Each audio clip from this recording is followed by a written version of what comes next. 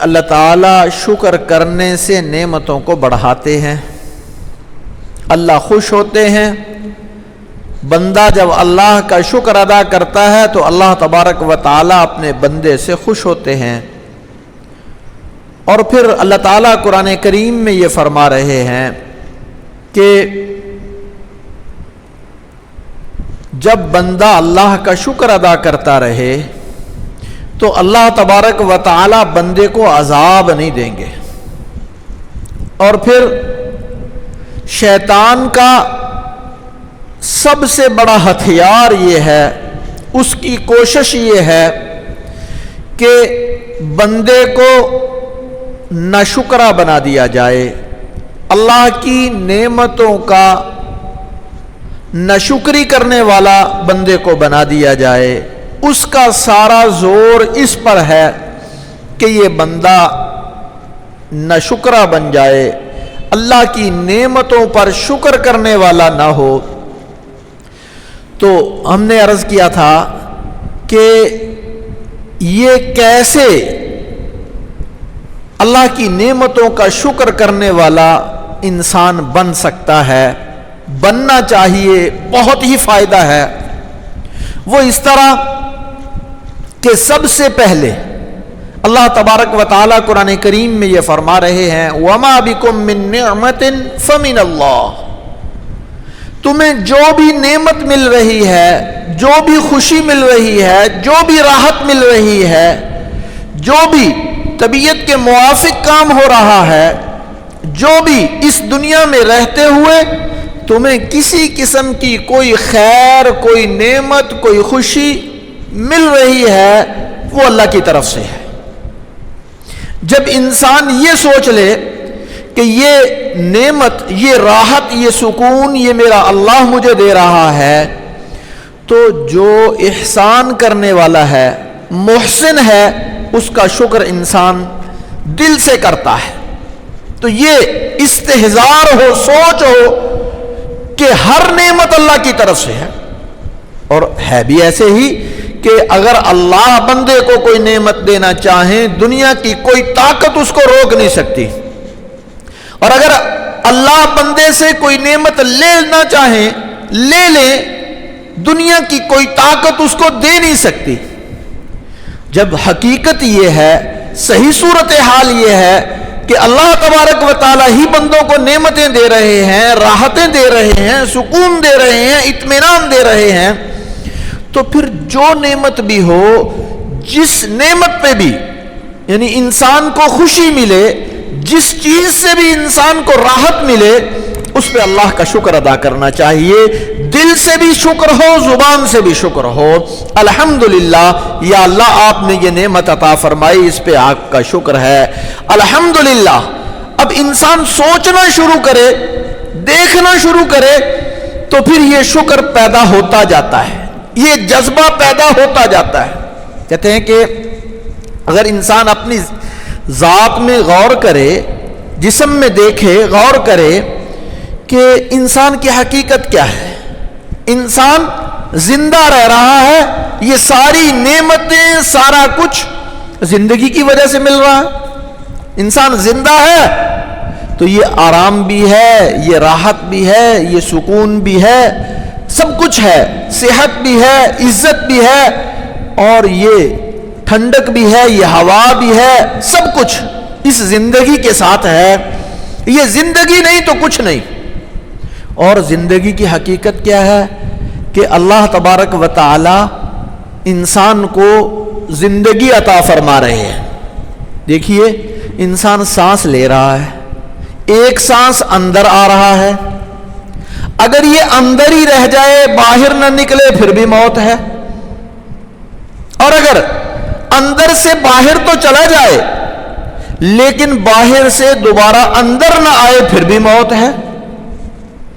تو ایک لمحے میں انسان کی موت آ جائے، اگر یہ باہر نکلنے والا سانس باہر نہ نکلے، پھر بھی موت، اور اگر باہر نکلا ہوا سانس دوبارہ اندر نہ جائے، پھر بھی موت۔ کتنا وقت لگتا ہے اس میں؟ تو گویا ایک سانس لینے پہ 2 مرتبہ اللہ کا شکر ادا کرنا چاہیے۔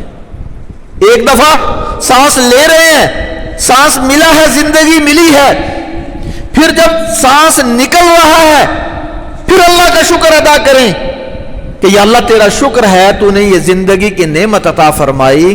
تو ذرا تھوڑا سا غور کر لیں تو یہ زندگی جس میں ہر لمحے انسان سانس لے رہا ہے، تو سانس اندر جا رہا ہے پھر بھی شکر ادا کرنا ضروری، باہر نکل رہا ہے پھر بھی شکر ادا کرنا ضروری۔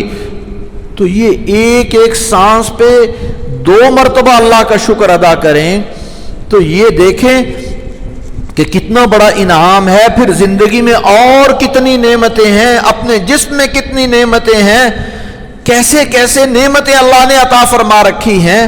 تو انسان تھوڑا سا غور کر لے تو شکر کی عادت پڑ سکتی ہے، اور یہ سوچنا شروع کر دے کہ یہ بھی میرے مالک نے دیا ہے، اور واقعی حقیقت میں اللہ ہی دے رہے ہیں۔ تو تھوڑا سا سوچ لے، غور کر لے، دیکھیے یہ سانس ہی ہے، انسان کتنا کچھ خرچ کر دے، اپنا سارا مال لگا دے، پھر بھی اگر اللہ سانس نہ اس کا لوٹائیں یا اندر سے نہ نکالیں، زندگی نہیں بچ سکتی۔ دنیا کا کوئی ڈاکٹر اس کو سانس نہیں دے سکتا، کوئی زندگی نہیں دے سکتا۔ تو جب یہ صورتحال ہے تو اور نعمتیں ساری یہ دنیا میں جتنا کچھ مل رہا ہے اس مالک کی طرف سے مل رہا ہے۔ تو یہ احساس بار بار دل میں پیدا کریں، سوچیں کہ وہ محسن ہے، وہ مالک جس نے مجھے پیدا کیا، یہ زندگی عطا فرمائی، اور زندگی میں ایک ایک لمحے اتنی نعمتیں وہ مجھے دے رہا ہے، تو اس کا زبان سے شکر ادا کرنا چاہیے۔ تو ایک تو یہ احساس جب دل میں پیدا ہوگا تو پھر شکر پیدا ہوگا۔ اور دوسری بات شکر کے لیے سب سے اہم یہ ہے کہ انسان یہ دیکھے کہ مجھے اللہ نے جتنی نعمتیں دے رکھی ہیں تو یہ نعمتیں اللہ کا فضل ہے، اللہ نے مجھے عطا فرمائی۔ تو دنیا کی نعمتوں کے حوالے سے اپنے سے نیچے والوں کو دیکھنا چاہیے، اپنے سے نیچے والوں کو دیکھنا چاہیے۔ اگر میرے پاس گاڑی ہے تو بہت سارے ایسے ہیں جن کے پاس گاڑی نہیں ہے، وہ موٹر سائیکل پہ آتے ہیں، اور اگر میرے پاس موٹر سائیکل ہے تو بہت سارے ایسے ہیں جن کے پاس موٹر سائیکل نہیں، وہ سائیکل پہ آتے ہیں۔ اگر میرے پاس سائیکل ہے تو اس سے نیچے والوں کو دیکھنا چاہیے، بہت سارے ایسے ہیں کہ ان کے پاس سائیکل بھی نہیں ہے۔ تو جو نعمت اللہ نے عطا فرما رکھی ہے، اگر اپنے سے نیچے والوں کو دیکھیں گے کہ ان کے پاس یہ نعمت نہیں، اللہ نے مجھے عطا فرما رکھی ہے، تو پھر دل میں شکر کے جذبات پیدا ہوں گے، پھر احساس پیدا ہوگا، پھر دل میں شکر پیدا ہوگا اور زبان سے بھی شکر نکلے گا۔ اور اگر دنیا کے معاملے میں اپنے سے اوپر والوں کو دیکھنا شروع کر دیں تو پھر ناشکری پیدا ہوتی ہے، پھر شکر کے جذبات نہیں پیدا ہوتے۔ اور دین کے معاملے میں تو اپنے سے اوپر والوں کو دیکھنا چاہیے، اس طرف کوشش کرنی چاہیے، دوڑ لگانی چاہیے۔ کوئی شخص نماز پڑھ رہا ہے، جماعت کے ساتھ پڑھ رہا ہے، اور نوافل پڑھ رہا ہے، تہجد پڑھ رہا ہے، تو کوشش کرنی چاہیے میں بھی زیادہ سے زیادہ عبادات کروں، جتنی یہ کر رہا ہے اس سے زیادہ کروں۔ دین کے معاملے میں اپنے سے اوپر والوں کو دیکھیے، اور دنیا کے معاملے میں اپنے سے نیچے والوں کو دیکھیے۔ جب انسان اپنے سے نیچے والوں کو دیکھتا ہے تو پھر دل میں شکر پیدا ہوتا ہے۔ تو بالکل اسی طرح جس طرح امام شیخ سعدی رحمۃ اللہ علیہ ایک مرتبہ دمشق کی جامع مسجد میں نماز پڑھ رہے تھے۔ اب نماز پڑھنے کے لیے وہاں رکے، اور نماز پڑھنے کے بعد باہر نکلے تو جوتا گم تھا، جوتا نہیں ہے۔ اب تلاش کر رہے ہیں، جوتا نہیں ملا، ایسے ہی ننگے پاؤں چلنے لگ گئے۔ یہ کہتے ہیں کہ میرے دل میں یہ خیال پیدا ہوا کہ میرے پاس اتنے پیسے بھی نہیں ہیں کہ میں جوتا لے سکوں، اور جوتا بھی کسی نے اٹھا لیا۔ تو بہت سارے لوگ جوتا پہن کے جا رہے ہیں، سارے اپنے اپنے جوتوں کے ساتھ جا رہے ہیں۔ کہتے ہیں کہ میں ابھی یہی سوچ رہا تھا، تھوڑا سا آگے گیا کہ ایک شخص کو دیکھا کہ اس کے پاؤں ہی نہیں ہیں، وہ بڑی مشکل سے چل رہا، اور ایسے چل رہا ہے کہ پاؤں نہیں ہے تو کتنی مشقت ہو رہی ہے اس کو. یہ کہہ رہے ہیں مجھے پھر اللہ کا شکر ادا کرنے کی توفیق ہوئی, میں نے فوراً کہا یا اللہ تیرا شکر ہے, تو نے مجھے یہ نعمت تو عطا فرما رکھی ہے, میں آسانی سے سہولت سے خود بخود اپنے پاؤں سے چل کے جا رہا ہوں, اور یہ شخص ایسا ہے کہ اس کے پاس پاؤں ہی نہیں ہیں اور یہ لکڑیوں کے سہارے کتنی مشکل سے کتنی مشقت سے چل رہا ہے. تو یہ جب انسان کے دل میں یہ احساس پیدا ہو جائے کہ دنیا کے معاملے میں اپنے سے نیچے والے کو دیکھو کہ اللہ تبارک و تعالی مجھے جو نعمت عطا فرما رہے ہیں, جو عطا فرما رکھی ہے, یہ بہت زیادہ ہے, ان کے پاس یہ نعمت نہیں, تو پھر یہ جب شکر کرے گا, بار بار شکر کرے گا, شکر کی عادت بنائے گا, تو پھر اللہ تبارک و تعالیٰ اس کی نعمتوں کو بڑھاتے جائیں گے. قرآن کریم میں اللہ کا وعدہ ہے, اللہ تعالیٰ فرماتے ہیں کہ تم شکر کرتے جاؤ میں نعمتیں بڑھاتا جاؤں گا. تو گویا نعمتیں بھی بڑھیں گی, جتنی نعمتیں ملی ہوئی ہیں ان میں اضافہ ہوگا. اور اگر یہ اپنے سے اوپر والوں کی طرف دیکھنا شروع کر دے گا تو پھر یہ ناشکری کے جذبات پیدا ہوں گے, اور اس سے جو انسان ناشکری کرتا ہے اس کی نعمت چھن جاتی ہے, اس سے نعمتیں کم ہونا شروع ہو جاتی ہیں, نعمتیں چھننا شروع ہو جاتی ہیں, اور پھر اللہ تبارک و تعالیٰ کی نافرمانی بھی ہے. حضرت عبداللہ ابن مبارک رحمہ اللہ بہت بڑے محدث گزرے ہیں. اللہ تبارک و تعالیٰ نے ان کی زندگی کے اندر بھی انقلاب پیدا فرمایا. پہلے طبیعت کے اندر آزادی تھی, اللہ تبارک و تعالیٰ نے مال و دولت بہت عطا فرما رکھا تھا, بہت نعمتیں تھیں, تو زندگی میں اچانک انقلاب آیا کہ اللہ کی طرف لگ گئے, قرآن کریم احادیث کی تعلیم حاصل کی, پھر پڑھنا اور پڑھانا شروع کر دیا, احادیث پڑھانے لگ گئے.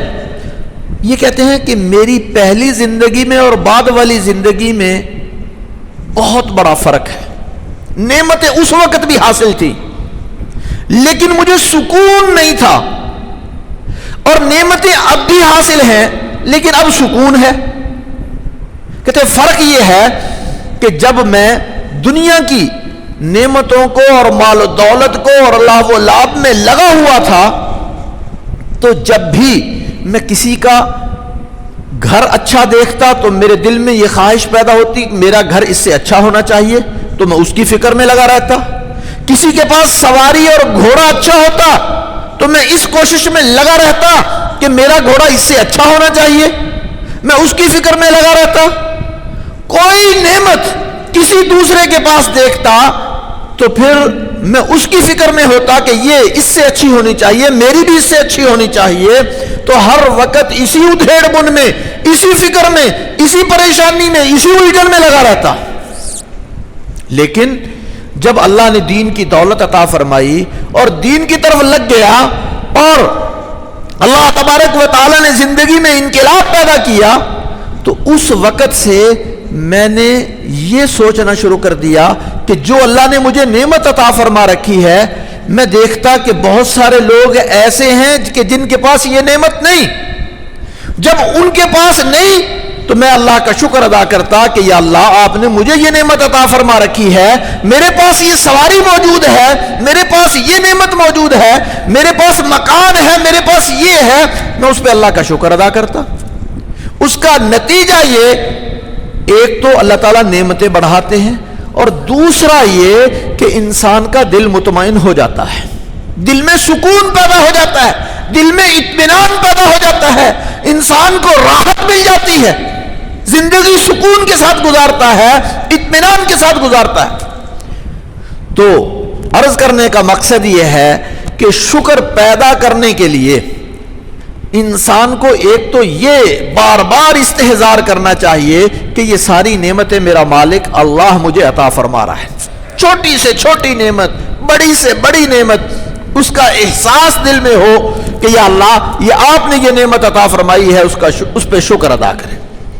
اور پھر جو نعمت ملی ہوئی ہے اس میں اپنے سے نیچے والوں کو دیکھے کہ بہت سارے ایسے ہیں کہ ان کے پاس یہ نعمت نہیں, اللہ نے اپنے فضل سے مجھے عطا فرمائی ہے, اس پہ اللہ تبارک و تعالیٰ کا شکر کا جذبہ پیدا ہوتا ہے، اور پھر جب یہ اس ترتیب سے سوچتا ہے، سوچ کا رخ یہ بن جاتا ہے، پھر دل میں اطمینان اور سکون بھی پیدا ہو جاتا ہے، زندگی میں اطمینان اور سکون بھی پیدا ہو جاتا ہے، زندگی بڑی راحت سے گزرتی ہے۔ اللہ تبارک و تعالی مجھے اور آپ کو عمل کرنے کی توفیق عطا فرمائے۔